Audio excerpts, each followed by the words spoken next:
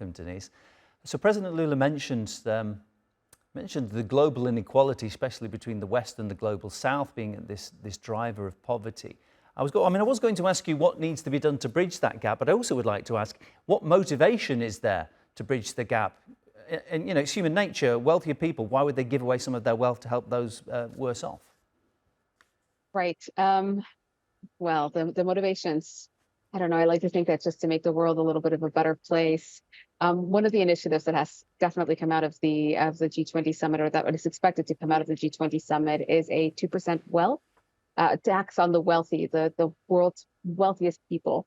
So it's estimated that about 250 billion would be generated from that money that could then be reinvested in sustainable growth.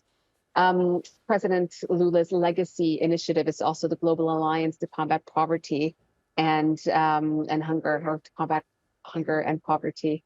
And really, there was a moment earlier today where we did not think that all G20 countries were going to sign on to this, but actually, as of tonight, all G20 countries have signed on to it. There's 81 countries in total that are members of this, and the hope is that it will get the Sustainable Development Goals back on track.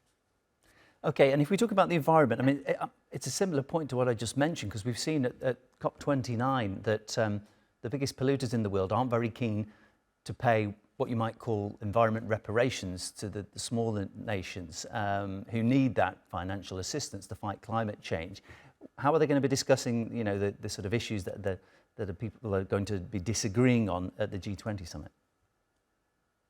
So earlier today, it was actually the energy minister of Brazil who highlighted that the G20 is actually responsible for 80% of greenhouse emissions, which are, of course, contributed adversely to climate change.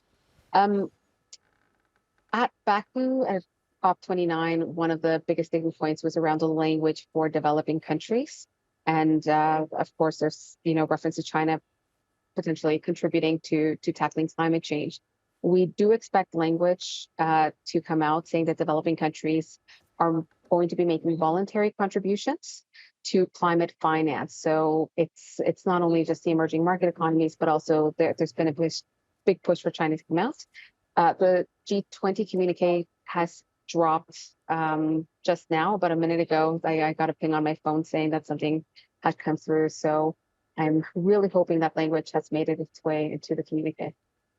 Yeah, big issues being discussed. Hopefully they'll find some solutions there at the G20. Really appreciate it. Denisse Rudich, founder and director of Rudich Advisory, there live from Rio.